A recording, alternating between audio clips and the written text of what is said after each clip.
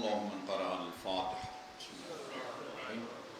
الحمد لله رب العالمين الرحمن الرحيم مالك يوم الدين إياك نعبد وإياك نستعين اهدنا الصراط المستقيم صراط الذين أنعمت عليهم غير المغضوب عليهم ولا الضالين.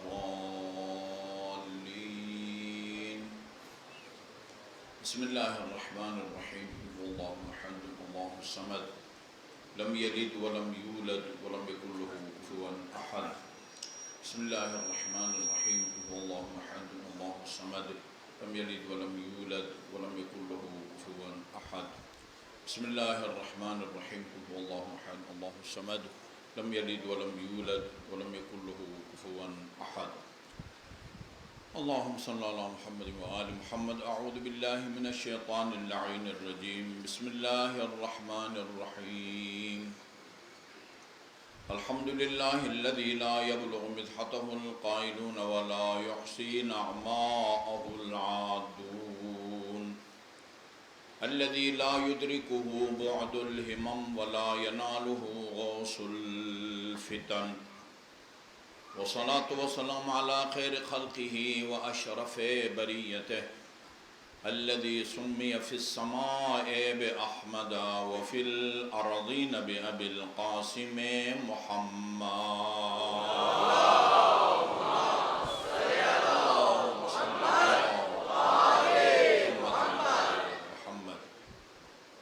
وعلى أهل بيته الطيبين الطاهرين الذين أذهب الله عنهم الرجس وطهرهم تطهيرا.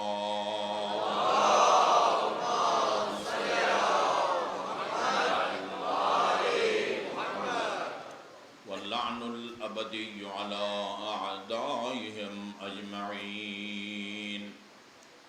أما بعد فقال الله الحكيم. بسم الله الرحمن الرحيم. وقضى ربك أن لا تعبدوا إلا إياه وبالوالدين إحسانا. درود بھیجیے محمد وآل محمد پر.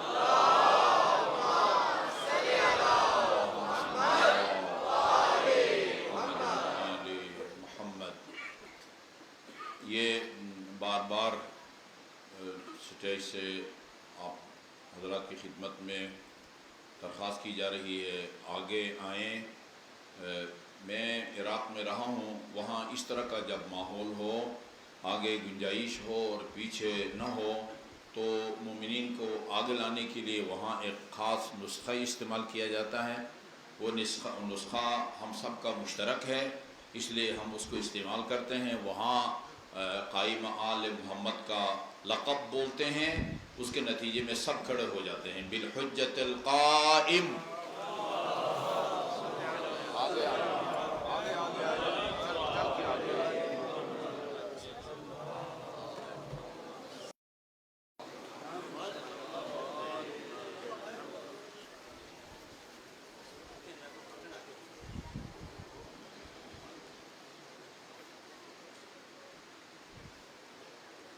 امام زین العابدین علیہ الصلوۃ والسلام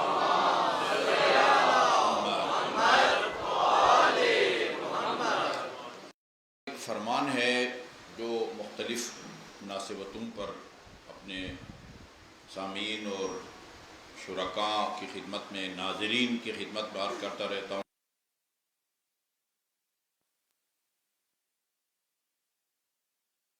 فی محسوسات. ہر مسلمان کا یہ عقیدہ ہے کہ یہ ہماری زندگی، دنیا کی جو زندگی ہے، عارضی ہے، محدود ہے، موقت ہے، یا آپ کہیں ٹمپریری ہے. اس کے مقابلے میں جو آخرت کی زندگی ہے وہ ابدی ہے. جو جنت میں جائے گا وہ ہمیشہ جنت میں رہے گا، اور جو جہنم میں جائے گا وہ ہمیشہ جہنم میں رہے گا. یہ ہم سب کو پتہ ہے. آپ فرماتے ہیں کہ مجھے تعجب ہوتا ہے ان لوگوں پر کہ جو اپنے محسوسات سے مراد ظاہری بدن، جسم، چھاتی، آنکھ، کان، باہر کے اعضاء جو نظر آتے ہیں، اندر کے اعضاء جو بظاہر نظر نہیں آتے ہیں، وہ پھاڑ چیر کے نتیجے میں نظر آتے ہیں، گردہ، جگر، پتا وغیرہ وغیرہ، ان کے بارے میں بہت فکر مند ہے۔ آنکھ کو تکلیف ہو فوراً آئی اسپیشلسٹ کے پاس جاتا ہے، کان میں ہو تو پتہ نہیں ENT والے کے پاس جاتا ہے، دل کا مسئلہ ہو ہارٹ والے کے پاس جاتا ہے۔ مجھے آج صبح پتہ چلا ہے کہ مولانا اخلاق حسین شیرازی ہمارے ملک کے نامور اور باعمل اور مصلح خطیب ہیں، ان کا ہارٹ اٹیک ہو گیا تھا، بائی پاس ہوا ہے۔ اللہ تعالیٰ انہیں بحق محمد و آل محمد صحت کامل اور عاجل عطا فرمائے۔ جسم کے ہر عضو کے بارے میں الگ ڈپارٹمنٹ ہے اور الگ جو ہے نا وہ اسپیشلائزیشن ہے، ایسا ہے نا، آئی اسپیشلسٹ الگ ہے، سینے کا چیسٹ کا الگ ہے، گردے کا الگ ہے، یہ مثانے کا الگ ہے، اچھا ٹانگوں کا، جوڑوں کا، وہ پتہ نہیں وہ نیرو سرجری، نیرو فزیشن، یہ دیکھیں یہ ایک ایک عضو کے بارے میں انسان اسپیشلائزیشن کرتا ہے۔ یہ کس بات کی دلیل ہے؟ یتفکر فی محسوساتہ، یہ ان ظاہری اعضاء کے بارے میں بہت فکر مند ہے اور فکر مند ہونا چاہیے، ڈاکٹر کے پاس جانا چاہیے۔ امیر المومنین علیہ السلام کو ضربت لگی، ضربت لگی، تلوار کا اثر تھا، وہ تلوار بھی وہ زہرآلود تھی۔ غیر مسلم حکیم کو حسن اور حسین بلا کے لائے، اس زمانے کے اوزار کے مطابق اس نے وہ زخم کو ناپا اور کہا کہ اس ظالم کی تلوار کا اثر دماغ تک پہنچ گیا ہے، مجھے جو ہے نا وہ بچنے کی امکان نظر نہیں آتے۔ بیٹوں اور بیٹی فاطمہ ویا محسن بحق الحسن ویا قدیم الاحسان بحق الحسین الا ما غفرت لی، یہ ترک اولا ہو جاتا ہے انبیاء سے۔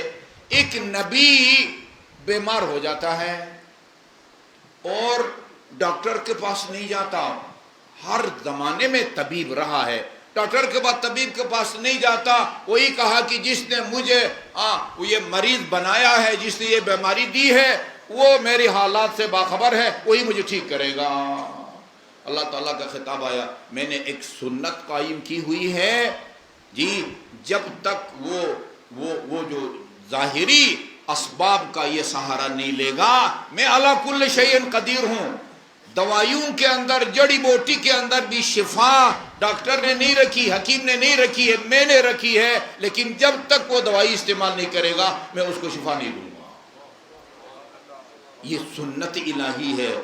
سب سے مقرب خدا کا رسول خدا کے بعد امیر المومنین علیہ السلام تھے۔ یہ نہیں فرمایا بیٹا حسن بیٹا حسین، وہ کسی طبیب کو بلانے کی ضرورت نہیں ہے، تم دونوں جا کے دعا کرو یا میں دعا کروں گا۔ وہ علی جو خدا کے اذن سے مردوں کو زندہ کرتا تھا جی، طبیب کا سہارا لیا۔ کوئی حرج نہیں، نہ صرف حرج نہیں ہے، حکم ہے کہ طبیب کی طرف رجوع کرو، طبیب کی ہدایات پر عمل کرو۔ طبیب کہے رمضان المبارک میں روزہ مت رکھو، آپ رکھیں گے تو آپ کا روزہ ہوگا نہیں۔ ٹھیک ہے جی، عجب تو لمن یتفکر فی، جسم کے بارے میں بہت فکر مند رہتا ہے اور ہونا چاہیے۔ شوگر ہو جائے تو ڈاکٹر کے پاس جاتا ہے اور وہ اتنا بڑا وہ چارٹ دیتا ہے آپ کو، اس پھل کے قریب بھی نہیں جانا، یہ جتنا مرضی کھاؤ، یہ اتنا فیصد کھاؤ، اور یہ بہت پابندی کرتا ہے۔ یہ سب کس لیے؟ یتفکر فی محسوساتہ ولا یتفکر فی معقولاتہ، وہ چیز جو نظر نہیں آتی لیکن عقل کہتی ہے کہ وہ ہے، یعنی روح کے بارے میں فکر مند نہیں ہے۔ یجنب نفسہ عما یؤذیہ، اپنے اس ظاہری بدن کو ہر اس چیز سے محفوظ رکھتا ہے، بچائے رکھتا ہے جو اس کے لیے اذیت کا باعث ہو، تکلیف دہ ہو۔ وَيُورِدُ صَدْرَهُ مَا يُرْدِيهِ، اپنے سینے میں اور دل دماغ میں ان افکار کو جگہ دیتا ہے جو اس کے لیے مہلک ہیں اور اس کے لیے تباہ کن ہیں۔ ہم لوگ جو ہیں چونکہ اگرچہ اب ہم غیب پر ہم سب ایمان رکھتے ہیں، یہ بہت بنیادی باتیں ہیں جو آپ کی خدمت میں عرض کرنے لگا ہوں۔ یہ میں یہ مجمع کو دیکھتا ہوں، پھر مومنین کا رد عمل دیکھتا ہوں، کوئی ٹیلی فون پر بات کر رہا ہے، کوئی بالمشافہہ بات کر رہا ہے۔ یقین پہلے بھی تھا، لیکن یقین میں اضافہ ہوتا ہے امام جعفر صادق علیہ السلام کے اس فرمان کے بارے میں، اللہم صلی علی محمد و آل محمد۔ میں نے پہلے دنوں بتایا تھا، زیارت اربعین میں امام حسین کی شان بیان کرنے کے بعد امام جعفر صادق نے فرمایا، پالنے والے وَبَذَلَ مُحْجَتَهُ فِيكَ لِيَسْتَنْقِذَ عِبَادَكَ مِنَ الْجَهَالَةِ وَحِيَرَةِ الضَّلَالَةِ۔ حسین نے، میرے جد نے اپنی جان تیری بارگاہ میں پیش کی تاکہ لوگوں کو جہالت سے نکالیں، ضروری معلومات دیں اور ضلالت اور گمراہی کی تاریکیوں سے ان کو نکالیں۔ یہ دو کام ہوں گے ان مجالس میں، جی، جہاں پر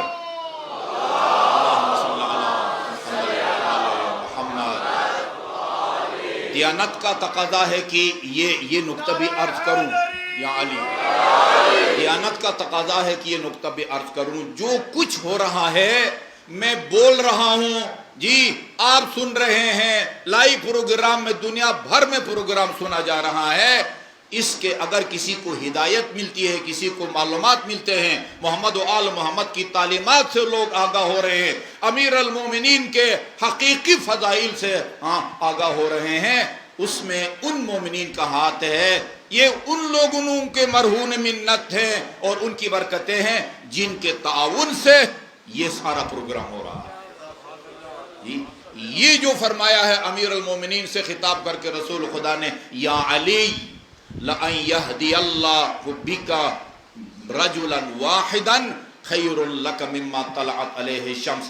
ایک آدمی بھی اگر تیری وجہ سے ہدایت یافتہ ہوتا ہے، یہ تیرا عمل دنیا اور جو کچھ دنیا میں ہے اس سے بہتر ہے۔ ایک آدمی کی ہدایت ہوتی ہے تو اس کا اتنا اجر ہے۔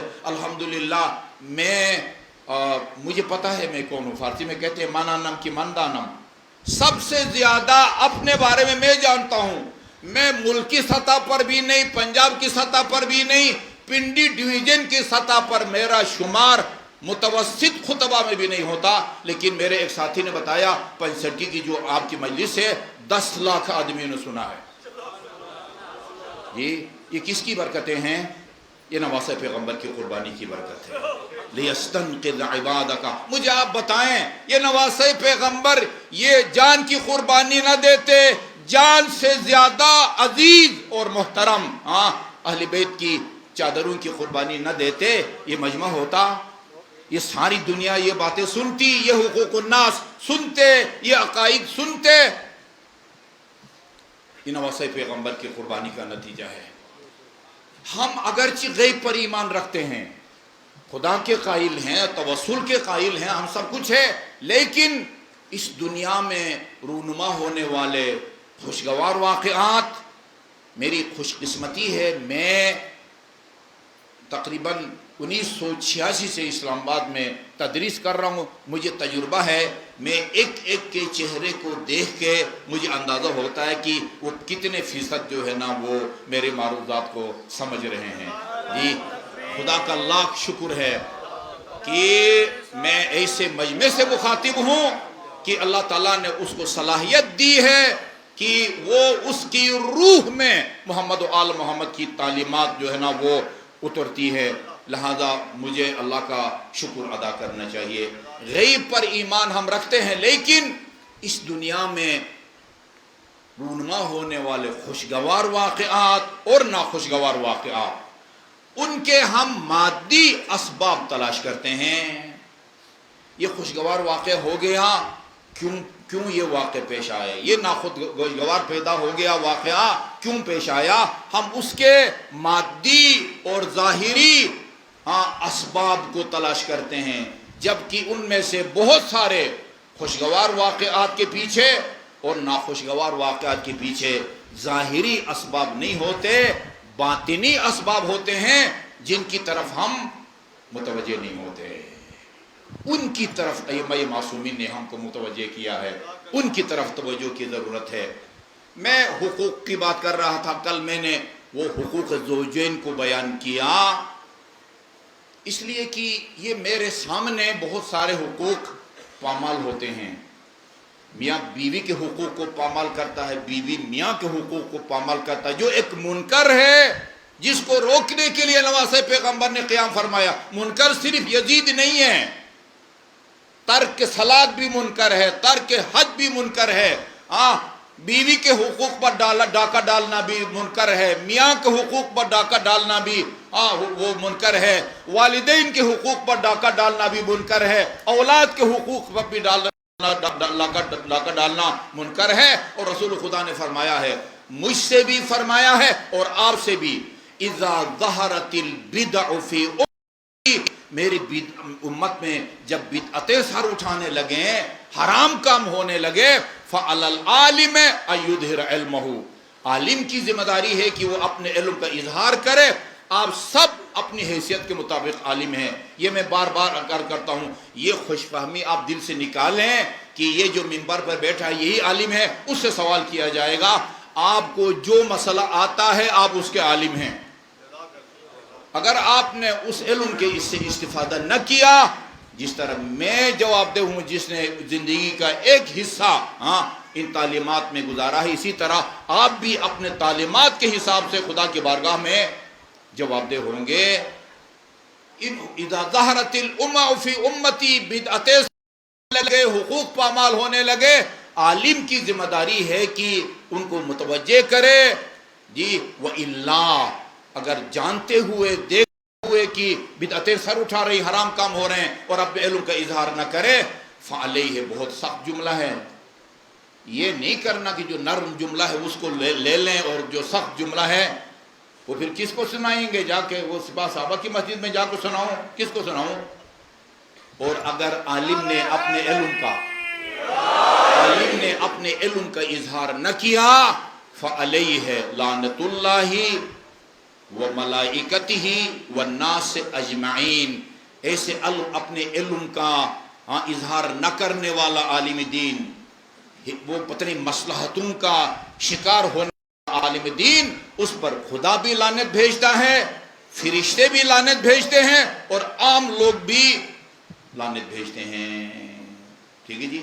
हकीकत होती है, वो चाहे शीरीन और मीठी हो या तल्ख और वो कड़ी भी हो जी। ये नोट कर लें कि हम आम तौर पर जो कामयाबियां हैं उसके असबाब भी मादी असबाब को तलाश करते हैं, नाकामियों या नाखुशगवार वाक़िआत जी, उसके भी हम मादी असबाब को तलाश करते हैं, जबकि उनमें रूहानी और गैबी असबाब होते हैं जिसकी वजह से कभी कामयाबी होती है और उसकी वजह से कभी इंसान नाकामियों का शिकार होता है। इस हक़ को मैं आज आपके सामने बयान करने वाला हूँ।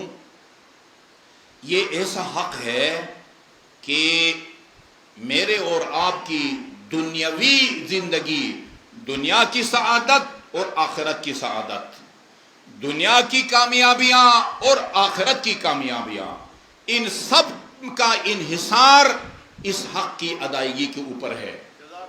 और वो हक़ है, ये तो आखिरत की बात तो हर एक के समझ में आती है, काम करोगे भी सवाब मिलेगा, ये आखिरत की बात है। दुनिया में कामयाबियाँ, दुनिया की कामयाबी क्या है? इस दुनिया में हम सबके पेश नज़र जिसके लिए ये सारा जद्दोजहद चहल पहल जो दुनिया में हो रहे हैं, वो रिज़्क़ कमाने के लिए, रिज़्क़ हलाल कमाने के लिए करोड़ों रुपया लगा के अपने बेटे को आप आला तालीम दिलाते हैं। किस मकसद के लिए? कि एक आसूदा ज़िंदगी गुजारे, एक रोशन मुस्तकबिल इसको नसीब हो। इसीलिए अपने बच्चे को पढ़ाते हैं। सारी वो जम पूंजी आप लगा के अपने बेटे को कामयाब करने के लिए ये काम करते हैं। दूसरा, सेहत और तूल उम्र, रिवायात में भी है सबसे बड़ी नेमत जो है वो अमन है, आफियत है और सेहत है।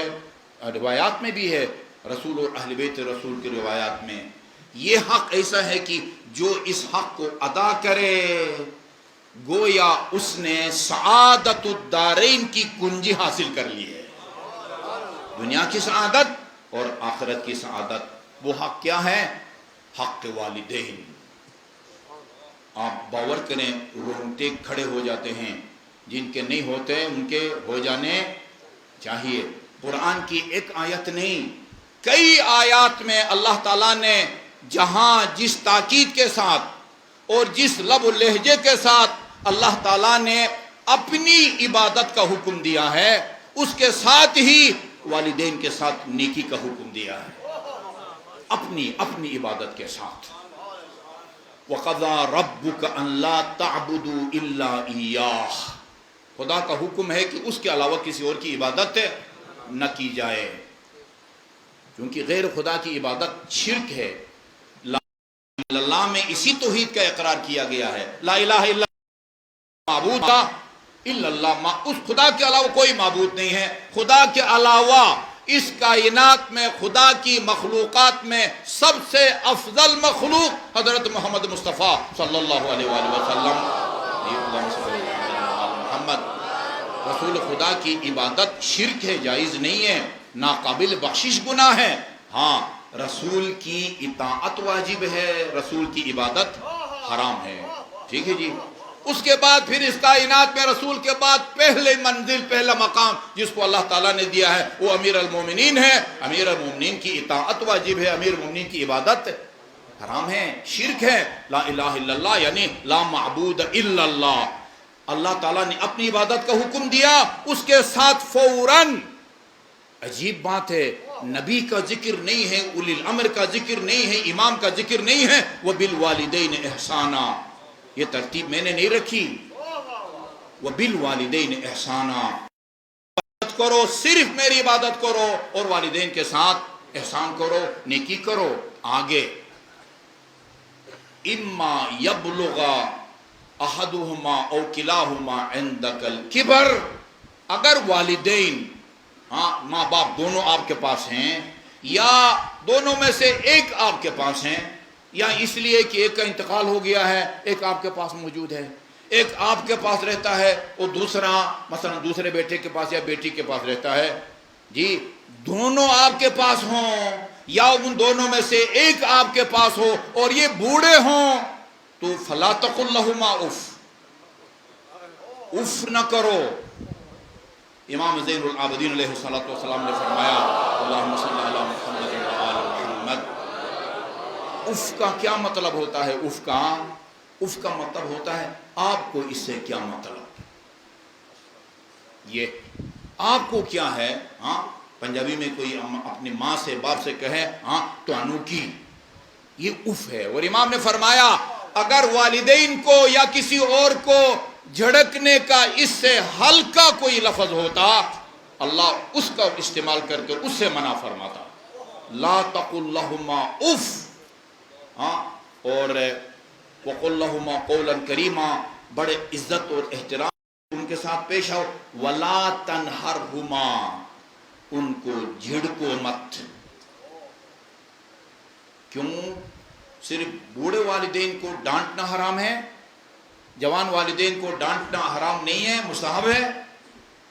کیوں خدا فرماتا ہے اگر دونوں تمہارے پاس ہوں یا ماں باپ میں سے ایک ہوں تو اف تک نبی نہ کرو جی، اور بڑے احترام کے ساتھ پیش آؤ اور ان کو مت جھڑکو۔ یہ خصوصیت کے ساتھ بوڑھے والدین کو ڈانٹنے سے یا ان کو جھڑکنے سے اللہ تعالیٰ اس لیے کہا ہے، جوانی میں والدین کی طرف سے ڈانٹ کھانے کا خطرہ کم ہوتا ہے۔ جوانی میں تو آپ کے وہ لاڈ پیار جو ہے نا، وہ نخروں کو برداشت کر رہے ہوتے ہیں، آپ کو وہ خرچہ برداشت کر رہے ہوتے ہیں، آپ کو پڑھا رہے ہوتے ہیں، آپ ان کا احترام کرتے ہیں۔ جب بڑھاپا آتا ہے، قرآن میں فرمایا اللہ تعالیٰ نے وَمَن نُعَمِّرْهُ نُنَكِّسْهُ فِي الْخَلْقِ، جس کو ہم لمبی عمر دیتے ہیں، 80 85 90 کا سال ہو جائے، اس کی خلقت کو پلٹا دیتے ہیں، اس میں بچپن آ جاتا ہے، پھر آپ سے اس طرح کے مطالبے کرنے لگتا ہے یا اس طرح کی حرکتیں کرنے لگتا ہے جس طرح آپ کا 2-2.5 سال کا بچہ آدھی رات کو آپ سے کہتا ہے مجھے ابھی ٹافی چاہیے، ابھی ٹافی۔ آپ کہتے ہیں بیٹا بھی تو رات ہے، وہ صبح ہو لینے دو، وہ انکل دکان کھولیں گے وہاں سے ہاں ٹافی لا کے دوں گا، کہتے نہیں ابھی ابھی۔ اس طرح کے مطالبے کر سکتے ہیں بوڑھے والدین۔ ایسے عین خطرہ ہوتا ہے کہ ہاں کوئی سخت لہجے میں بات کریں کہ آپ سوچیں آپ خدا نے آپ کو عقل دی ہے، یہ نہیں ہو سکتا، نہیں، یہ جھڑک کھانے کا خطرہ ہے، ڈانٹ کھانے کا خطرہ ہے، یہاں نامعقول مطالبہ بھی کرے تو مثبت انداز میں، شستہ انداز میں، اس انداز میں کہ جو والدین کے احترام کے ساتھ منافی نہ ہو، ہاں اپنا عذر پیش کرو، لیکن ڈانٹنا حرام ہے، والدین کو ڈانٹنا حرام ہے۔ یعنی بلکہ یہ جو آپ نے لفظ سنا ہوا ہے نا آق والدین کا، آق والدین، وہ کہتے ہیں جنت کی خوشبو 500 میل کی مسافت سے سونگی جا سکے گی۔ کچھ لوگوں کا روایات میں ذکر ہے کہ وہ 500 میل سے سونگی جانے والی خوشبو اس کو بھی نہیں سونگ سکے گی، جنت کی خوشبو۔ ان میں سے ایک وہ ہے جی، وہ روایت کا متن بھی آپ کو سنا دوں۔ فرمایا رسول خدا نے، اے علی، اگر خدا کسی کو حضرت نوح کے برابر عمر دے، کتنے سال عمر تھی حضرت نوح کی؟ 950 سال۔ 950 سال میں سن رہا تھا مستند علی الدین گفتگو، حضرت نوح کا نام نوح نہیں تھا، عبد الغفار تھا۔ نوح کا معنی نوح خان ہے، مرثیہ خان ہے۔ روتے رہتے تھے، یعنی 9.5 سال کی عمر میں کوئی ہدایت نہیں پایا، کسی نے ان کی بات نہیں مانی، وہ روتے رہتے تھے، روتے رہتے تھے۔ سگا بیٹا، ہاں وہ کہنا پڑا، وہ جب غرق ہونے لگا حضرت نے فرمایا، پالنے والے یہ تو میرے بیٹا ہے، جو بھی ہے اس کو بچائیے۔ کہا کہ نہیں، یہ تیرے بیٹا ہی نہیں ہے جی۔ حضرت نوح، ایک مرتبہ درود بھیجیے محمد وآل محمد، اللہم صلی علی محمد وآل محمد۔ اگر خدا کسی بندے خدا کو حضرت نوح کی عمر کے برابر عمر دے، 950 سال اس دنیا میں زندہ رہے اور یہ قیمتی زندگی بیکاری میں نہ گزارے، ہر سال بیت اللہ کے حج کے لیے جائے، بیت اللہ کے حج کے لیے جائے گا تو کئی عمرے بھی کرتا ہے، مدینے میں عتبات مقدس سے 6 معصومین کی زیارت بھی کرتا ہے، احد جاتا ہے، ام البنین کی زیارت کرتا ہے جی، ساری عبادت کرے، اور اس کے پاس کوہ ابو قبیس کے برابر خالص سونا ہو۔ کوہ ابو قبیس 1 ٹن 2 ٹن 10 ٹن نہیں ہے، ابھی اس کو تراش کے اوپر ہموار کیا گیا ہے، بادشاہوں کے لیے محلات تعمیر کیے گئے ہیں، ادھر ایک مسجد بھی بنی ہوئی ہے کوہ ابو قبیس کے اوپر، وہاں تک وہ جانے نہیں دیا جاتا۔ یعنی اس زمانے میں مکے کا سب سے بڑا یا بڑی پہاڑی وہ کوہ قبیس، اس لیے بہت روایات کے اندر بڑی چیز کو کوہ ابو قبیس سے تشبیہ دی گئی ہے۔ اس کے پاس کوہ ابو قبیس کے برابر خالص سونا ہو، اور وَقُتِلَ بَيْنَ صَفَا وَالْمَرْوَةِ مَظْلُومًا، صفا اور مروہ کے درمیان مظلومیت کی حالت میں مارا جائے، وَلَمْ يُوَالِكَ يَا عَلِي، لیکن اگر وہ تیری ولایت کا منکر ہے، لَمْ يَشُمَّ رَائِحَةَ الْجَنَّةِ، وہ جنت میں جانا تو بہت دور کی بات ہے، جنت کی خوشبو تک نہ سونگھ سکے گا۔ لَمْ يَشُمَّ رَائِحَةَ الْجَنَّةِ، جنت کی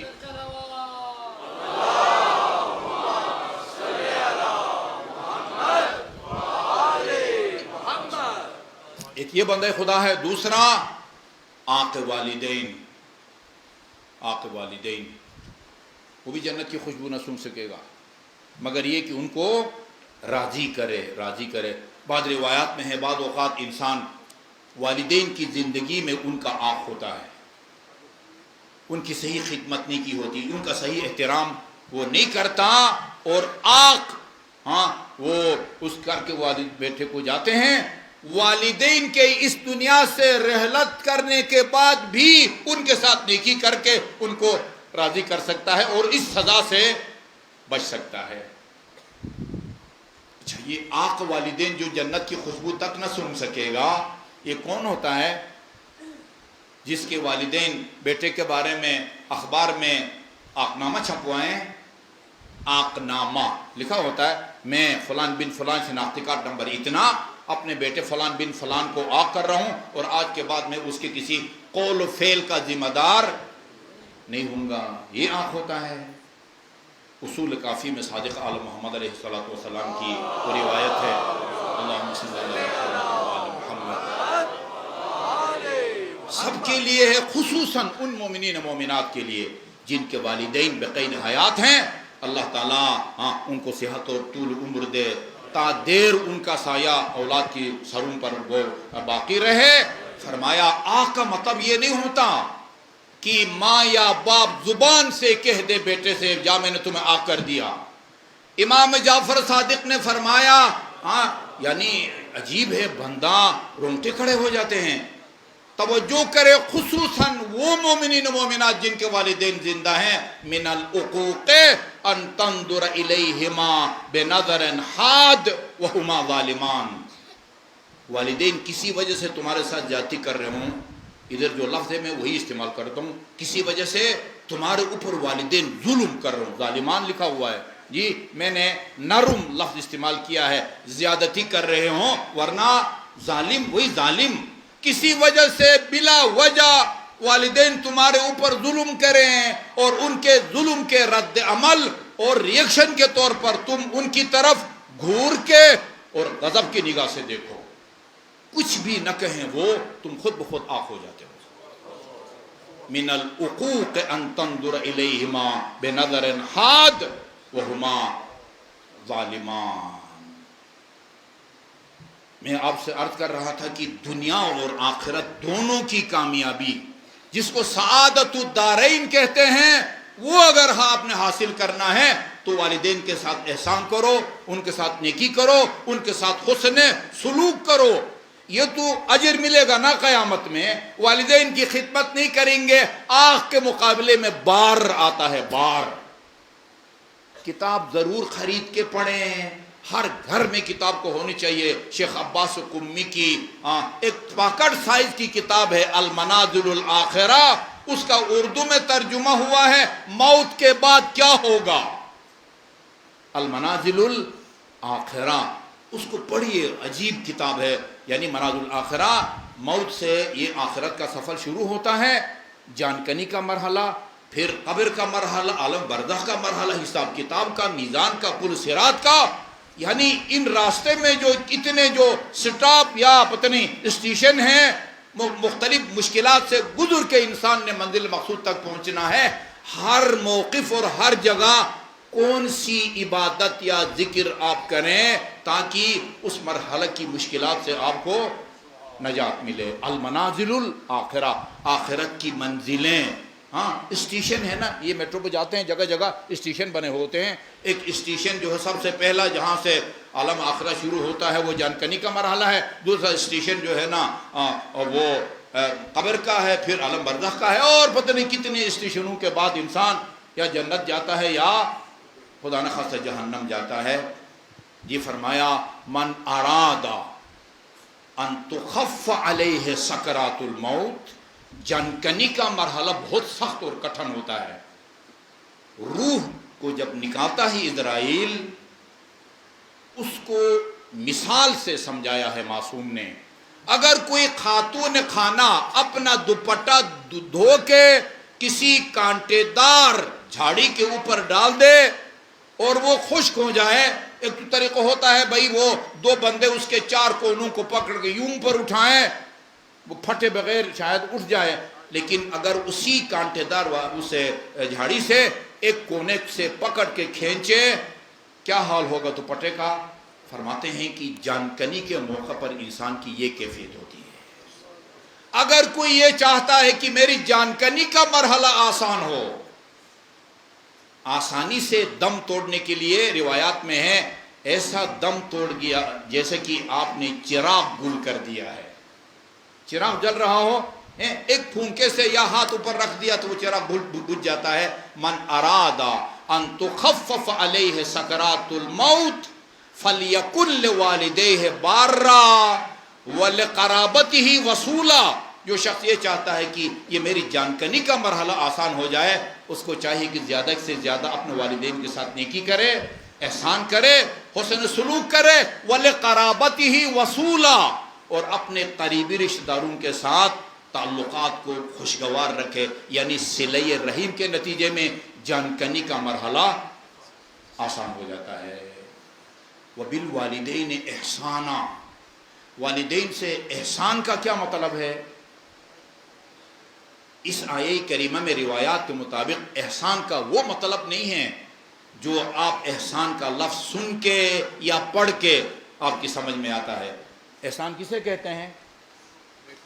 کسی کے ساتھ نیکی کرنا. ہاں، دفتر میں آپ نے اس کا کام کر دیا، تھانے میں کام کر دیا، عدالت میں کام کر دیا، قرض مانگے تو آپ نے دے دیا، اس کو احسان کہتے ہیں نا. امام نے فرمایا احسان کا مطلب یہ ہے کہ جس آیے کریمہ میں اللہ تعالیٰ نے والدین کے ساتھ احسان کا حکم دیا ہے، اس کا مطلب یہ ہے کہ تم اپنے والدین کی ضروریات زندگی پر نظر رکھو. اس عمر میں ان کو کس طرح کا کھانا ملنا چاہیے، اس موسم میں ان کا لباس کس طرح کا ہونا چاہیے، کہاں ان کی رہائش رکھنی چاہیے. تم خود ان کی ضروریات زندگی پر نظر رکھو. ان کو اس بات کی زحمت و تکلیف نہ دو کہ وہ تمہارے سامنے اپنی ضروریات کو بیان کریں.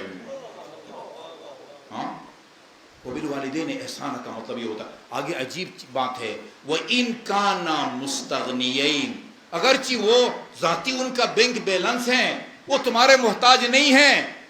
یہ دیکھیں، یہ نہ سمجھیں کہ والدین اگر بالکل کنگال ہیں، کچھ بھی نہیں ہے اور آپ کے پاس پیسہ ہے تو آپ ضروریات زندگی کا خیال رکھیں. وَإِن كَانَا مُسْتَغْنِيَيْنِ، اگرچہ وہ تم سے بے نیاز ہے اور الحمدللہ ماں باپ دونوں کو بینک بیلنس ہے، پھر بھی تمہاری ذمہ داری ہے کہ ان کی ضروریات زندگی پر نظر رکھو اور ان کو اس بات کی تکلیف نہ دو کہ تم سے کہیں بیٹے ہاں مجھے کھانے کے لیے یہ لا دو، پہننے کے لیے یہ لا دو، اور فلان کمرے میں یا گھر میں مجھے جو ہے نا وہ رہائش دو. حدیث میں ہے کہ اگر والدین کو آپ کچھ دینا چاہیں نا، نقد رقم دینا چاہتے ہیں، کوئی پھل ان کو دینا چاہتے ہیں، بوڑھی ماں بوڑھا باپ ہے، سیب چھیل چھیل کے ان کو دینا چاہتے ہیں، کیلا چھیل کے آم دینا چاہتے ہیں. عام طور پر کیا ہوتا ہے، جب آپ ہاتھ بڑھاتے ہیں تو والد جو ہے وہ اپنا ہاتھ آگے بڑھاتا ہے، آپ اس کے اوپر کیلا رکھ دیتے ہیں، نقد رقم رکھ دیتے ہیں، سیب رکھ دیتے ہیں. فرماتے ہیں کہ جب والدین سے کوئی چیز دینے لگو نا، اس طرح نہ دو کہ ان کا ہاتھ نیچے ہو تمہارا ہاتھ اوپر ہو. یوں ہاتھ پر رکھو تمہارا ہاتھ نیچے ہو اور ان کا ہاتھ اوپر ہو، اور وہاں سے کھانے پینے کی چیز یا نقد رقم اٹھائے. اندازہ ہو رہا ہے ان کی اہمیت کا.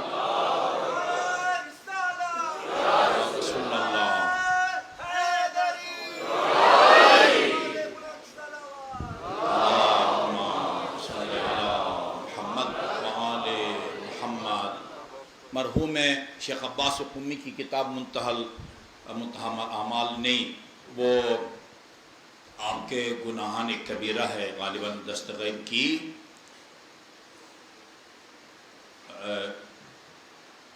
اس میں گناہان کبیرہ میں ہے، مرحوم دستغیر کی کتاب گناہان کبیرہ، اردو میں الحمدللہ اس کا ترجمہ ہو چکا ہے، غالباً وہ 2 جلدوں میں ہیں. اس میں یہ روایت نقل ہے.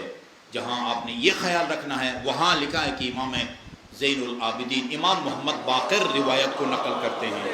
فرماتے ہیں کہ میں اور میرے والد گرامی امام زین العابدین جا رہے تھے، آپ کی نظر پڑی باپ بیٹے پر جو آگے جا رہے تھے. بیٹے نے اپنا ہاتھ باپ کے کندھے پہ رکھا ہوا تھا. یہ عمل اتنا آپ نے ناپسندن فرمایا. جب تک وہ زندہ تھا میرے والد گرامی اس بندے سے بات چیت نہیں، جس نے یعنی اس کو بھی امام والد کی شان میں گستاخی سمجھتے ہیں کہ چل رہے ہیں تو آپ کا ہاتھ جو ہے نا وہ کاندھوں پر ہو.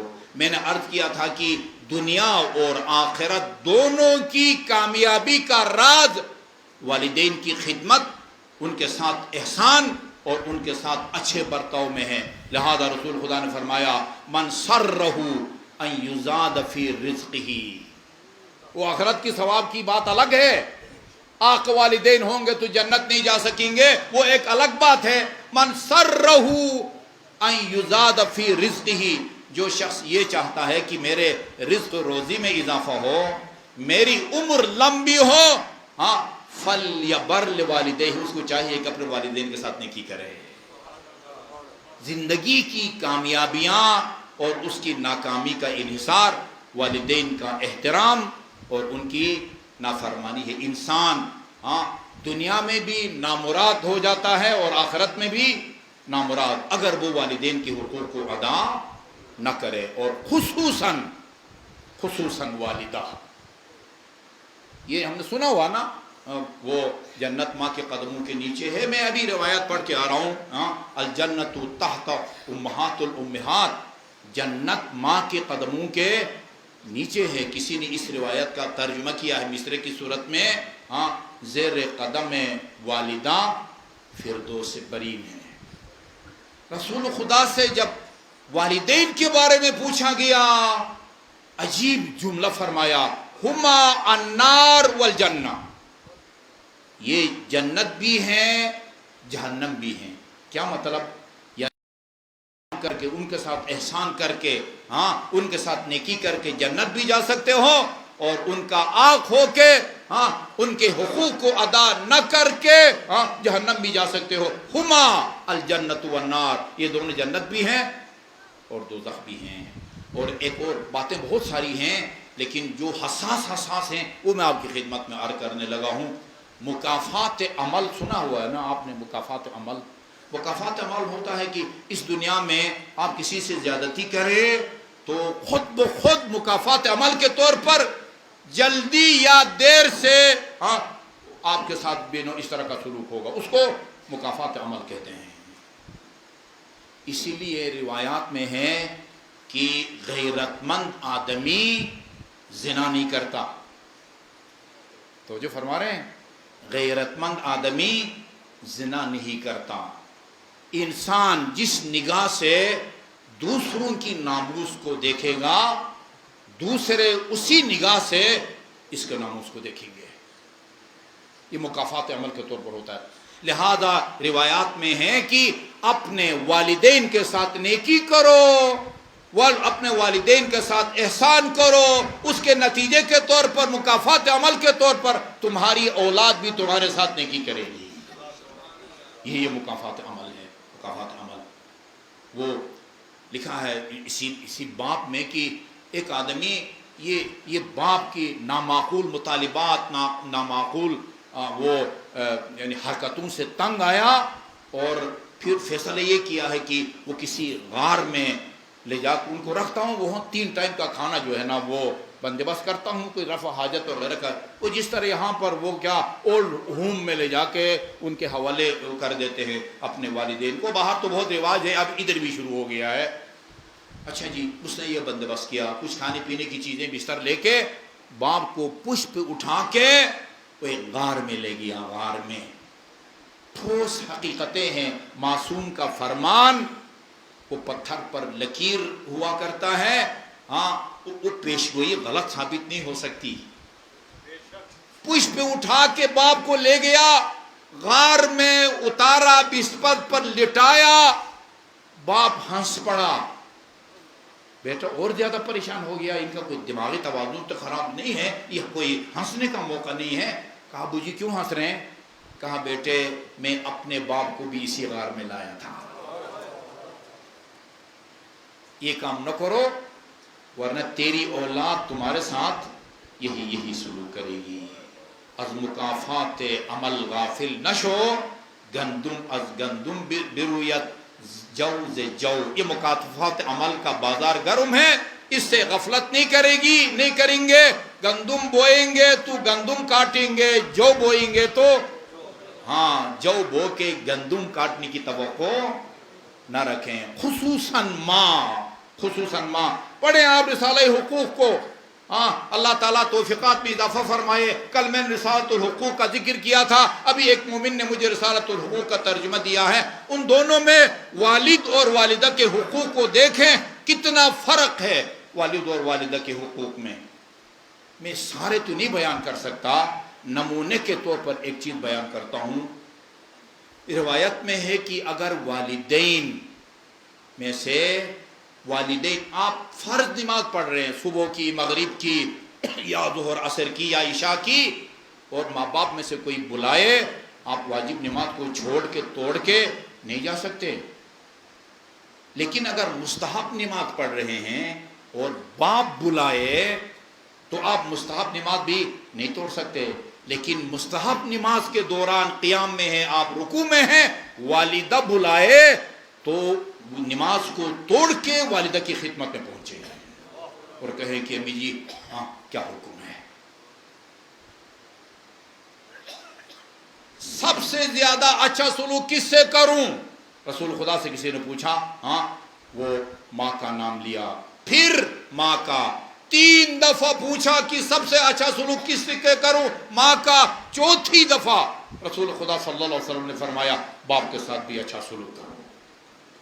ماں کے حقوق کو ادا کرنا یہ انسان کے بس میں نہیں ہے۔ ایک روایت میں ہے کہ خدا تمہیں اگر اتنی زندگی دے جتنے پتنے وہ ریت کے ذرات ہوتے ہیں یا بارش کے قطرے، اتنی زندگی تجھے دے تو والدہ کی اس ایک دن کا حق ادا نہیں کر سکتا جو اس نے تمہیں اپنے پیٹ میں رکھ کے اور خون جگر دے کے تمہیں پالا ہے۔ یہ متن سنا رہا ہوں آپ کو روایات کا، یہ کوئی ادھر ادھر کی کسی سیاسی آدمی کی باتیں آپ کو نہیں سنا رہا۔ البتہ یہاں جس طرح روایات میں ہے، جس طرح اولاد والدین کو آق کرتے ہیں، بلکہ امام جعفر صادق کے فرمان کی روشنی میں آق کرنے کی ضرورت بھی نہیں ہوتی۔ اللہم صلی اللہ محمد و محمد۔ ہاں، زبانی آق کرنے کی بھی ضرورت بھی نہیں ہوتی ہے، خود بخود اس کے رویے سے خود بخود آق ہو جاتا ہے۔ جس طرح اولاد آق ہو جاتی ہے، اسی طرح والدین بھی آق ہو جاتے ہیں اولاد کے۔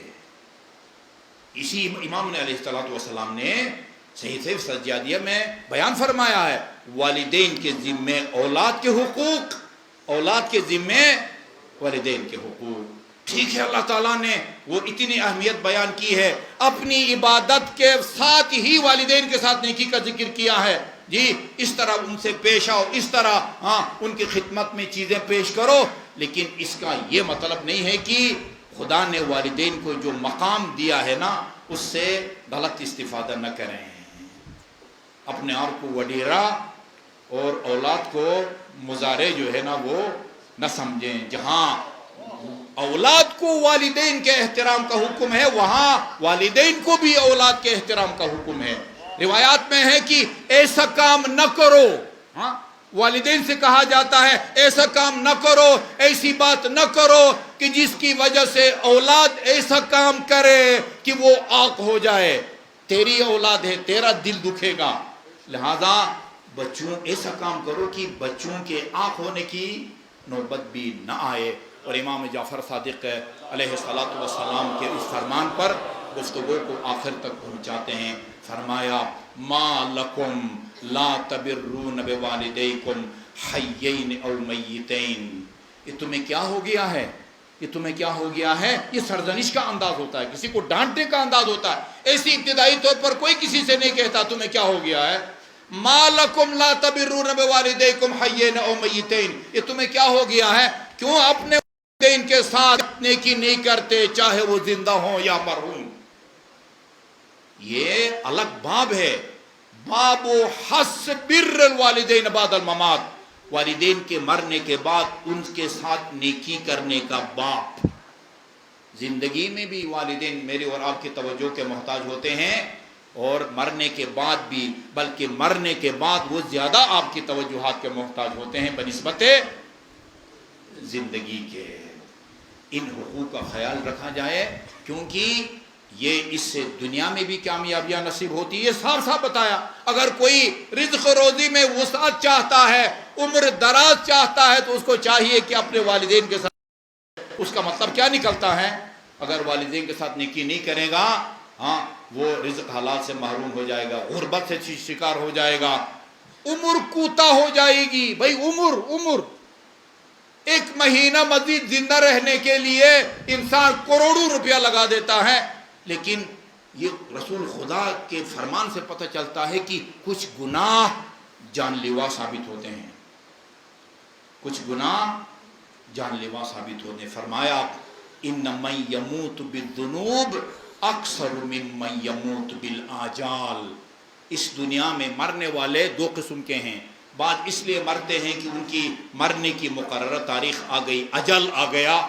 اور بعض لوگ ایسی ہی غیر متوقع طور پر اچانک مقررہ وقت سے پہلے مرتے ہیں۔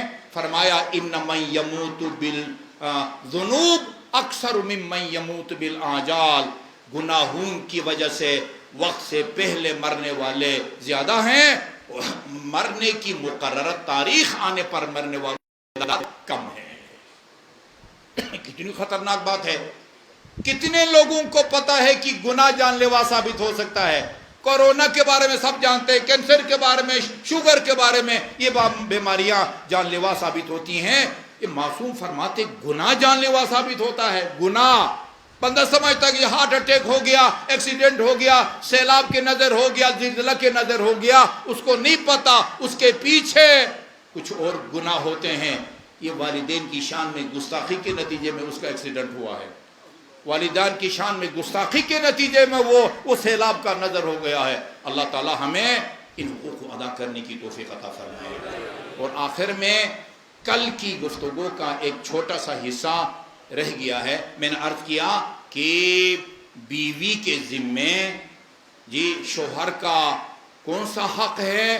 اس کے ازدواجی زندگی میں اس کے ساتھ تعاون کرنا، ٹھیک ہے جی۔ قدرت نے دونوں کو ان کی فطرت میں ایک چیز رکھی ہے، جس طرح کھانے پینے کی خواہش رکھی ہے، اللہ تعالیٰ نے ان دونوں صنفوں میں ایک جنسی خواہش بھی رکھی ہے۔ پیاس لگتی ہے، بھوک لگتی ہے، ہاں، بھوک کو مارنے کا ایک طریقہ ہے، پیاس کو مارنے کا ایک طریقہ ہے۔ اللہ تعالیٰ نے ہر حیوان میں، انسان میں یہ خواہش رکھی ہے۔ اس نے حکم یہ دیا ہے کہ اس خواہش کو جائز طریقے سے پورا کرو، ناجائز طریقے سے پورا مت کرو۔ جس طرح بیوی کا حق فرض ہے اور میاں کا حق ہے کہ وہ مرد جب بھی اس اپنے حق کا مطالبہ کرے، خاتون کوئی پس و پیش نہ کرے اور مزاحمت نہ کرے، اور میاں کا یہ حق ادا کرے۔ کیا اسی سلسلے میں بیوی کا بھی میاں کے ذمہ کوئی حق ہے یا نہیں ہے؟ روایات میں ہے عورت میں حیا زیادہ ہے، حیا، اسی لیے لڑکے کی طرف سے خواستگاری ہوتی ہے، لڑکی کی طرف سے خواستگاری بہت قریبی رشتہ داروں میں ہو سکتا ہے۔ کوئی بہت قریبی رشتہ دار ہو، بھانجی بھتیجی سے کہے کہ اچھا بھائی یہ لڑکی کی طرف سے پیشکش ہو، ورنہ اکثر اوقات کیا ہوتا ہے، لڑکے کی طرف سے رشتہ مانگا جاتا ہے، لڑکی کی طرف سے رشتہ نہیں مانگا جاتا۔ عام طور پر حق کی ادائیگی کا مطالبہ مرد کی طرف سے ہوتا ہے۔ عورت کو خدا نے حیا دی ہے، شرم کی دی ہے، اس لیے وہ اس حق کا مطالبہ نہیں کرتی۔ نہ کرنے کا مطلب یہ نہیں کہ اس کا حق بنتا نہیں ہے جی۔ روایات کے اندر ہے 4 مہینہ، 4 مہینے سے زیادہ تاخیر نہیں کر سکتا مرد بیوی کے اس حق کی ادائیگی میں۔ اگر 4 مہینے سے زیادہ تاخیر کرے گا وہ فعل حرام کا مرتکب ہوگا۔ ہم نے ایسے دیکھے ہیں، شادی کے چند عرصے کے بعد وہ امریکہ چلا گیا، UK چلا گیا، پتہ نہیں عرب امارات چلا گیا۔ ہاں، بیوی اگر راضی ہے ٹھیک ہے، آپ نے وہ ذریعہ معاش یہی آپ کو ملا، کمائیں، یا جیسے فوج میں ہوتے ہیں لوگ، ہر جگہ تو آپ کو فیملی رکھنے کی گنجائش نہیں ہوتی، چھونیوں میں 1 سال 2 سال سپاہی جو ہے وہ گھر نہیں آتے۔ بیوی کی ہم آہنگی سے اگر یہ بیوی سے دور رہتا ہے 4 مہینہ 1 سال 2 سال کوئی حرج نہیں ہے، لیکن اگر بیوی راضی نہیں ہے کہ وہ خود ادھر ہو اور میاں امریکہ میں ہو۔ ایک کیس آیا تھا میرے پاس، شادی کے 2 مہینے کے بعد UK چلا جاتا ہے، 16 سال تک یہ بیچاری لٹکی ہوئی ادھر، 16 سال تک یہ راضی نہیں ہے۔ حرام ہے، فعل حرام کا وہ مرتکب ہو رہا ہے۔ لہذا دونوں طرف سے۔ اور ایک چیز بیان کرنا میں کل بھول گیا، وہ یہ کہ بیوی کے ذمے شوہر کے اس حق کی ادائیگی واجب ہے۔ ایک اور بیوی کا فرض اور شوہر کا حق ہے جو بہت مشکل ہے، وہ کپڑے دھونے سے زیادہ مشکل ہے، وہ کھانا پکانے سے زیادہ مشکل ہے، جوتے پالش کرنے سے بھی زیادہ مشکل ہے۔ وہ کیا ہے؟ شوہر کا احترام۔ ہاں، مشکل ہے نا۔ رسول خدا نے فرمایا کہ اگر خدا کے علاوہ کسی اور کے لیے سجدہ جائز ہوتا تو میں بیویوں سے کہتا کہ وہ شوہر کے لیے سجدہ کرے۔ یہ واجب ہے، شوہر کا احترام واجب ہے، اور یہ جو حق ہے ازدواجی زندگی کے حوالے سے اس کا ادا کرنا واجب ہے۔ اس کے علاوہ تعاون کرے گی اجر ملے گا، نہیں کرے گی تو اجر سے محروم ہوگا، لیکن دونوں کو پتہ ہونا چاہیے کہ میرا حق کیا ہے اور میرا فرض کیا ہے۔ مجھے امید ہے کہ حقوق کی طرف متوجہ ہوں گے اور ان کی ادائیگی کی جو برکتیں ہیں دنیا میں بھی اور آخرت میں، والدین کے ساتھ نیکی کے نتیجے میں آپ آسودہ حال بنتے ہیں، نوکری نہیں ہے آپ کو نوکری ملتی ہے، رزق و روزی میں اضافہ ہوتا ہے، اللہ تعالیٰ آپ کو عمر دراز عطا فرماتا ہے، اور اس دنیا میں تمام لوگوں کی کوشش یہ ہے کہ ہم آسودہ حال رہیں اور ہماری زندگی کو بھی کوئی خطرہ لاحق، صرف مادی اسباب کی تلاش میں نہ جائیں، روحانی اور غیبی اسباب کی طرف بھی توجہ رکھیں۔ باواد بلند درود بھیجیے محمد وآل محمد پر۔ اللہم صلی علی محمد وآل محمد۔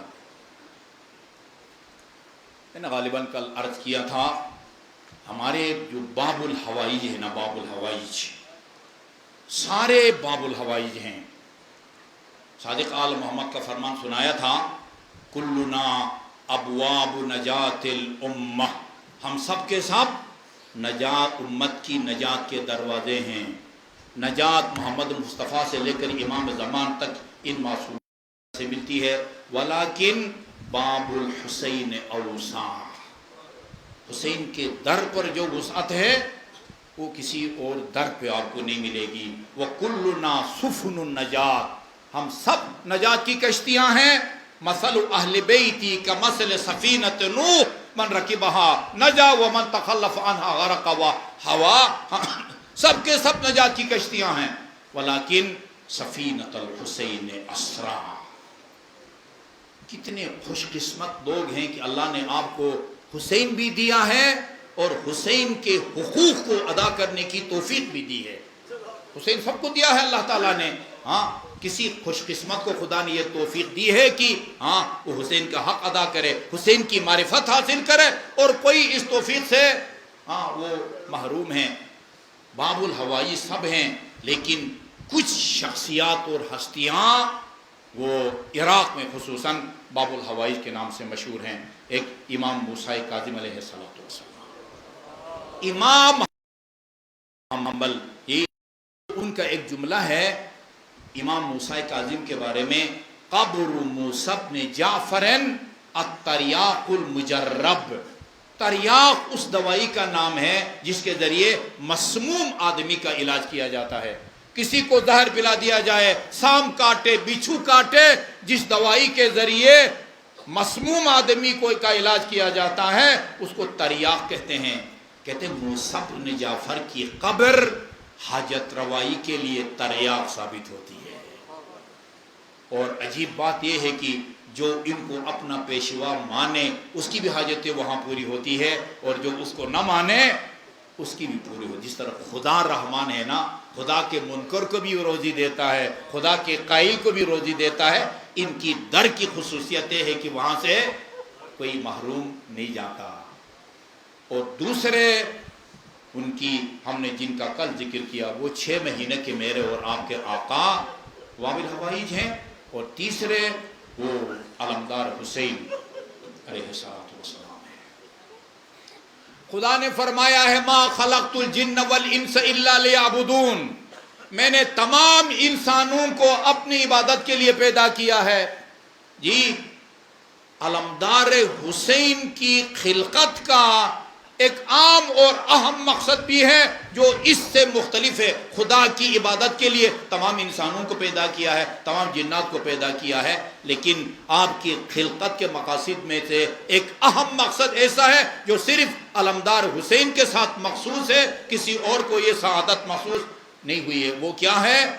اللہ نے عباس کو اس لیے پیدا کیا تاکہ کربلا میں نواسہ پیغمبر کی مدد کر سکے۔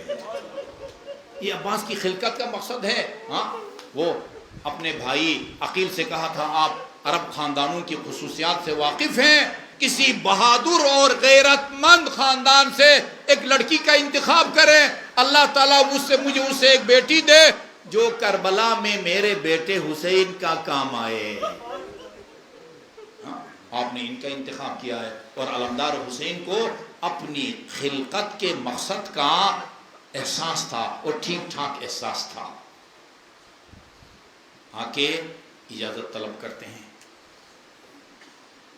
2 دفعہ اجازت نہیں دی, تیسری دفعہ امام نے اجازت دے دی. آخری دفعہ جب اجازت طلب کی تو فرمایا عباس تو میرے لشکر کا علمدار ہے, تو بھی اگر چلا گیا میرے لشکر کا شیرازہ منتشر ہو جائے گا. عباس نے فرمایا آقا اب تو وہ لشکر بھی نہیں رہا جس کا میں علم اٹھاتا تھا. علماء نے عجیب تجزیہ کیا ہے. حسین کے پاس بعض روایات کے مطابق آخری شہید علمدار حسین تھے. حسین کو پتہ تھا میرے تمام اصحاب شہید ہو گئے ہیں, میرے بھائی, میرے بھتیجے, میرے بیٹے سب شہید ہو گئے ہیں. واقعاً اب کون سا لشکر تھا جس کا علمدار عباس تھا؟ کیوں فرما رہے ہیں تو میرے لشکر کا علمدار ہے؟ بہت پیارا تجزیہ ہے. اس لیے کہ حسین عباس کو لشکر سمجھتے تھے, ایک اکیلے عباس کو لشکر سمجھتے تھے. بہت اصرار کیا, اجازت دے دی, اور دینے کے بعد فرمایا عباس دیکھو یہ خیموں سے بچوں کی العطش اور العطش کی صدائیں نہیں سنی جا رہی, ان کے لیے پانی کی بھی لیے کوئی سبیل کرو. علامہ علی نقی نقان صاحب فرماتے تھے کہ حسین نے مشق سکینہ عباس کو دے کے عباس کو پابند کر دیا. اب عباس اس طرح نہ لڑ سکے گا جس طرح آپ لڑنے کی صلاحیت رکھتے تھے یا لڑنا چاہتے تھے.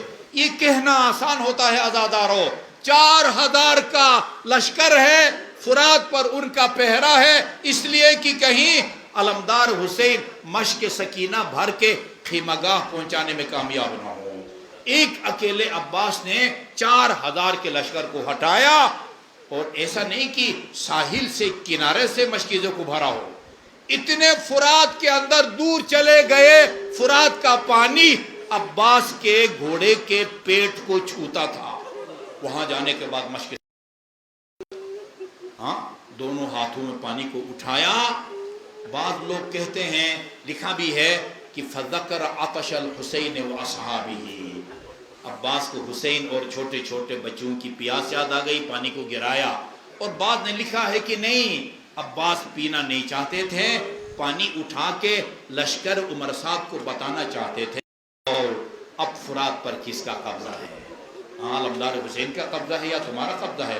مشق سکینہ کو بھر کے بڑی تسلی کے ساتھ خیمگاہ روانہ ہوئے علمدار حسین. اللہ تعالیٰ اب سب کو لے جائے.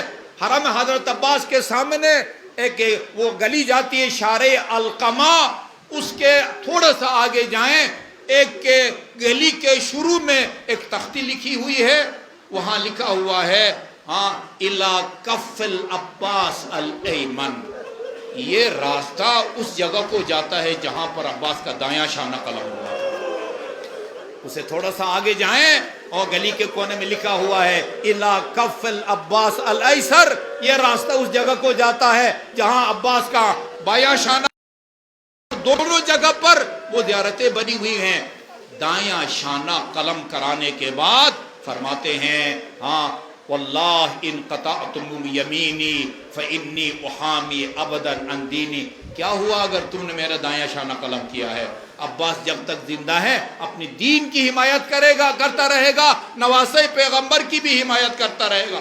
عزادارو آپ تصور کر سکتے ہیں, دونوں شانے کٹوانے کے باوجود عباس کے حوصلے بلند ہیں, بڑی تیز رفتاری سے خیمگاہ کی طرف بڑھ رہے ہیں. میں نے عرض کیا تھا پورے کربلا کے واقعے میں 3 تیرے سے شعبہ چلائے گئے تھے, ایک حلق اصغر کے لیے, ایک امام کے قلب پاک کے لیے, اور ایک مشق سکینے کے لیے.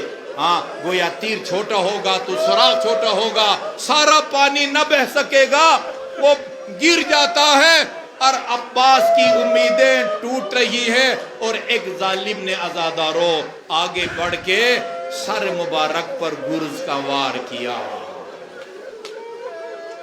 میری کیا مجال عزاداروں کی باقی مصائب عرض کر سکوں. آئیے باقی مصائب آپ کی مادر گرامی سے سنتے ہیں. ام البنین جنت البقیع کے دھوپ میں بیٹھتی تھی اور اپنے 4 بیٹوں کے لیے مرثے پڑھتی تھی. मरवान जैसा संग दिल इंसान जब उन मर्सियों को सुनता था उससे भी नहीं रहा जाता था और साथड़ धोता जाता था। हाँ, उनने फरमाती है, मदीने वालों तुम्हें पता है ना मेरा नाम उम्मुल बनीन नहीं है, मेरा नाम फातिमा है। मैं अपने 4 शेर जैसे बच्चों की वजह से उम्मुल बनीन कहलाती थी। आज के बाद जिसने मुझे बुलाना हो पुकारना हो फातिमा के नाम से पुकारे, उम्मुल बनीन बेटों की माँ। और जब लफ्ज़ सुनती हूँ तो मुझे अपने 4 शेर जैसे बेटे याद आ जाते हैं। हाँ, मुझे फातिमा करके पुकारो। उसके बाद फिर अपने बेटे से खिताब करके फरमाती हैं, मेरे जरी अब्बास, मुझे किसी ने बताया कि एक जालिम ने आगे बढ़ के तेरे सर पर गुर्ज का वार किया। हाँ, तुम्हारी माँ समझ गई कि उस वक़्त तेरे दोनों बाजों तक बदन पर न होंगे। मुझे पता है मेरा बेटा अब्बास कितना ताकतवर था, मुझे पता है मेरा बेटा कितना बहादुर और शुजा था। हाँ, किसी की क्या मजाल कि मेरे बेटे के दोनों बाजू मौजूद हों, उमर साद का कोई सिपाही इतना करीब आ सके कि मेरे बेटे के सर पर वार गुल कर सके। हाँ, इसके लगने के बाद फिर अलमदार हुसैन जीने फरस पर संभल न सके, जमीन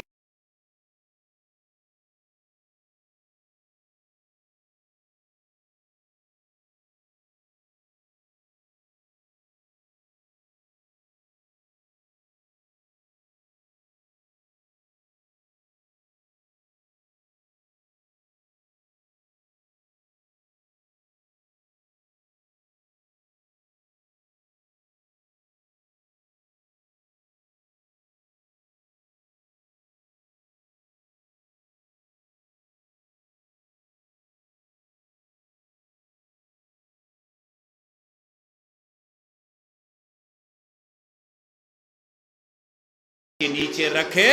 अर्ज किया, आका क्या करने लगे हैं? कहा, मैं तुम्हें खिमगा लेके जाऊंगा जिस तरह और शुहदा को लेके गया हूँ। फरमाया, मैं आपको आपके जद का वास्ता देता हूँ, मुझे यही रहने दीजिए। क्यों? फरमाया, लिअन्नही अस्ताही इब्नती में सकीना, मैं आपकी बेटी सकीने से पानी का वादा करके आया है।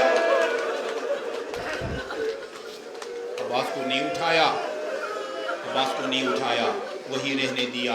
बाज ने कहा है कि अब्बास की वसीयत की वजह से वही दफन हुआ। अभी आपको पता है बैन अल हरमैन, हरम इमाम हुसैन और हरम हजरत अब्बास में हाँ कितना फासिला है। बाज कहते हैं नहीं, ये वजह नहीं थी, वजह कुछ और थी। 13 मुहर्रम को बनी असद की खवातीन अपने घरों के सहन में काम कर रही थी, उनको मैदान करबला की तरफ से खुशबू महसूस हुई। इधर तो कोई आबादी नहीं है, कोई चमन नहीं है, फूल नहीं है, ये किसकी खुशबू है? खुशबू की तलाश में ये मोमिनात वहाँ जाती हैं। देखा 72 लाशें हैं, किसी के बदन के साथ सर मुबारक नहीं है। समझ गई कि ये शुहदाए करबला के लाशें हैं। वापस आकर अपने मर्दों से कहा कि तुमने ज़िंदगी में नवासे पैगंबर की मदद न की, अब भी रसूल खुदा के सामने सुर्ख रूह होने का मौका है। जाओ इन शुहदाए करबला को गुस्ल दो, कफन दो और सुपुर्द खाक करो। कहा कि हाँ, इब्न ज़ियाद हमारे बच्चे मरवा देगा, घर गिरा देगा। ये ख़वातीन कहती नहीं जाते, हमें औजार दो, हमें गिनती बेलचे दो, हम इन शुहदा को दफन करेंगे। ये मर्द आगे बढ़े, कहा तुम घर रहो। रास्ते में अज़ादारों एक बनी असद की मोमी की नज़र पड़ी। ये ख़वातीन भी बड़ी परेशानी के आलम में पीछे पीछे आ रही हैं। पूछा, हमने तुम्हें यकीन दिलाया था हम दफन करेंगे, क्यों आ रही हो? ये फरमाती हैं, हमने सुना है हुसैन के साथ उनकी बहनें भी थी, इन जालिमों ने जी भर के हुसैन की बहनों को भाई की लाश पर रोने नहीं दिया, हम ज़ैनब की तरफ से जाकर रोएंगे। जी, बनी असद के लोग पहुंचे और बतौर मौजिज़ा इमाम सज्जाद कूफा और शाम के रास्तों से हाथों से हथकड़ियाँ, गले से खारदार तोप और बेड़ियाँ उतार के बनी असद की मदद और रहनुमाई के लिए पहुंचे। शुहदा का दफन शुरू हुआ। बनी असद के कुछ जवान आए इमाम के पास, कहा कि मौला यहाँ से थोड़े से फासले पर जितना हरा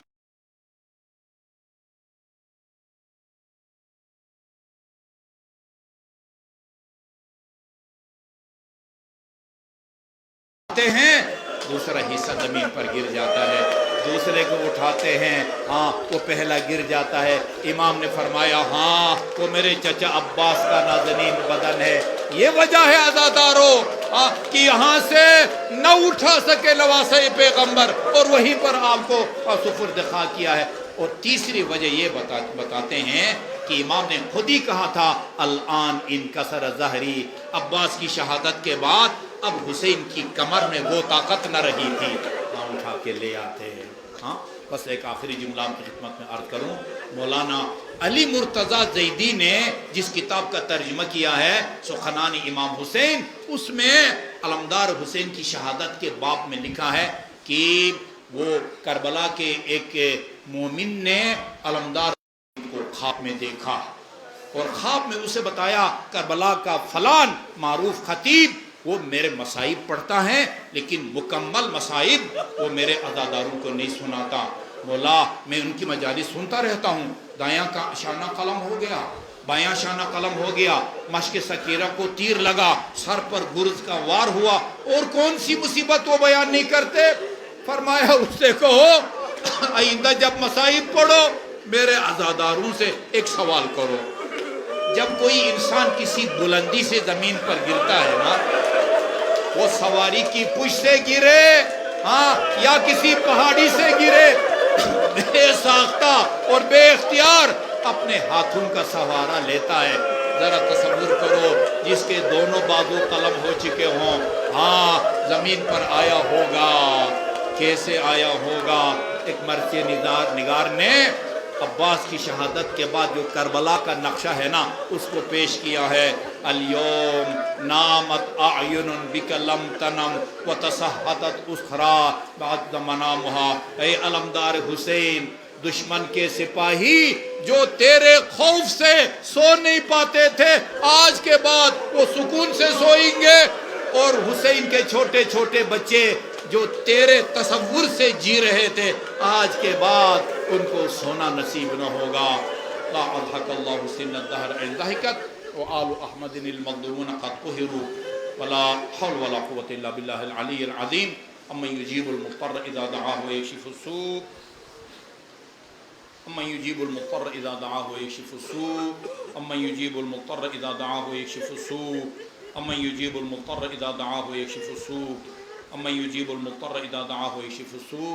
یا اللہ یا اللہ یا اللہ یا اللہ یا اللہ یا اللہ یا اللہ یا اللہ یا اللہ یا اللہ یا اللہ یا واحد یا احد یا صمد یا من لم یلد ولم یولد ولم یکن له کفوا احد۔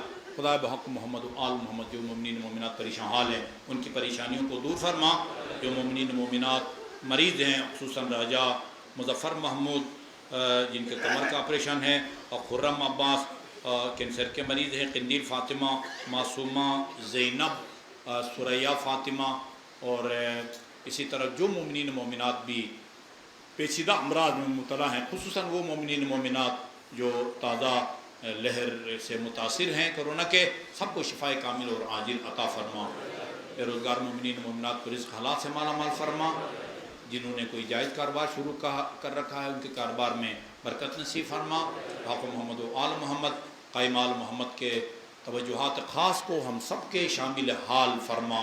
ہمارے جن عزیز طلبہ و طالبات امتحانات دے رکھے ہیں یا دے رہے ہیں انہیں نمایاں کامیابی نصیب فرما، اور انہیں مستقبل میں وطن عزیز کی خدمت کی توفیق عطا فرما۔ ہماری محترمہ نشاط صاحبہ، خدا بحق محمد و آل محمد انہیں صحت کامل اور عاجل عطا فرما۔ جملہ مرحومین مرحومات، خصوصاً اس مرکز کے جو واقفین ہیں ان کے مرحومین، ان کے ساتھ اصال ثواب کے لیے سورہ فاتحہ، اسی طرح یہ شجاعت حسین جن کی صحت یابی کے لیے دعا کی درخواست کی گئی ہے، فخر رضا، ان سب کو شفائے کامل اور عاجل عطا فرما۔ بسم اللہ الرحمن الرحیم، الحمد للہ رب العالمین، الرحمن الرحیم، مالک یوم الدین، ایاک نعبد و ایاک نستعین، اہدنا الصراط المستقیم، صراط الذین انعمت علیہم غیر المغضوب علیہم ولا الضالین۔ بسم اللہ الرحمن الرحیم، قل هو اللہ احد اللہ الصمد لم یلد ولم یولد ولم یکن له کفوا احد۔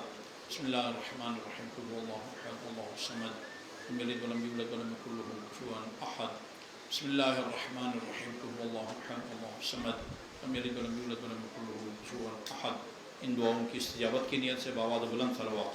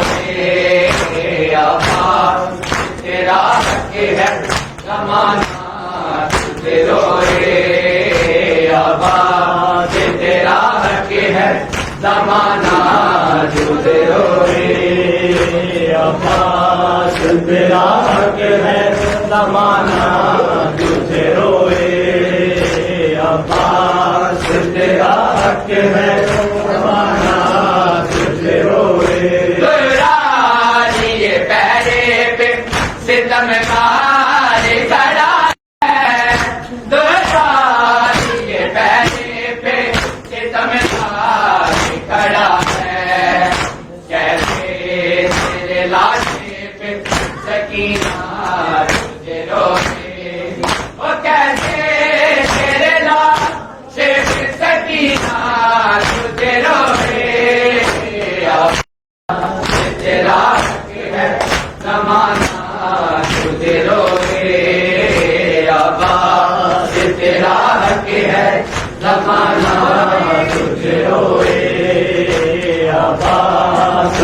حق ہے زمانہ تجھے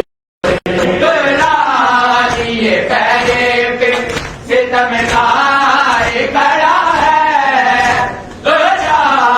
یہ پہلے پہ ستم گار کھڑا ہے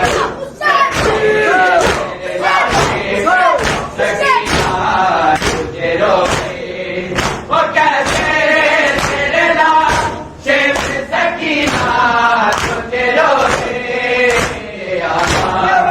تیرا حق ہے زمانہ تجھے روکے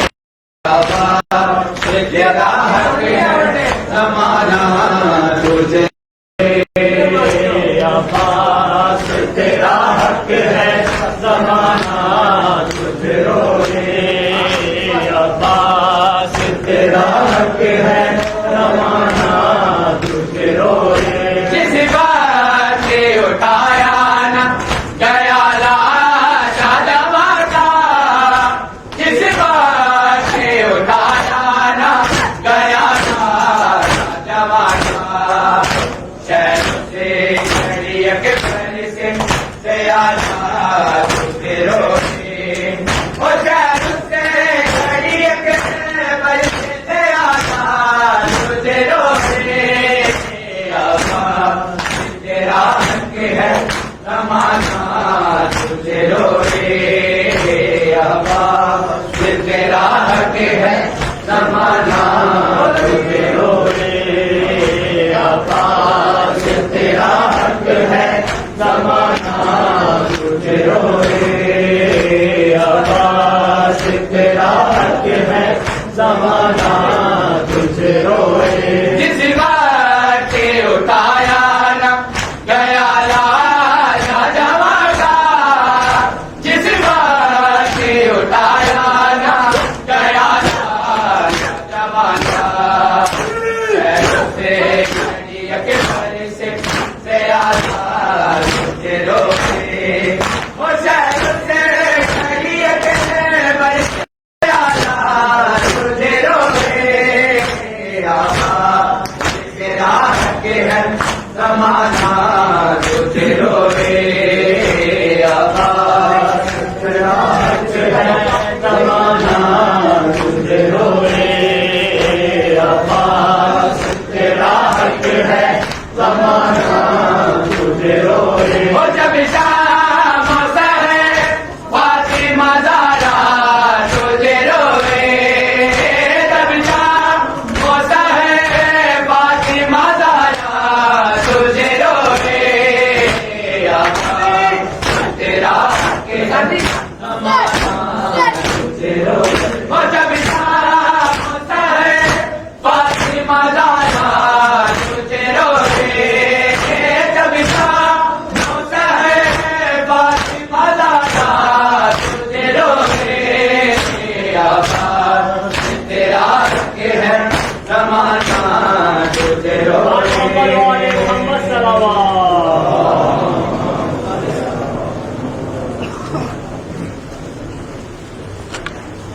السلام علیکم یا نبی اللہ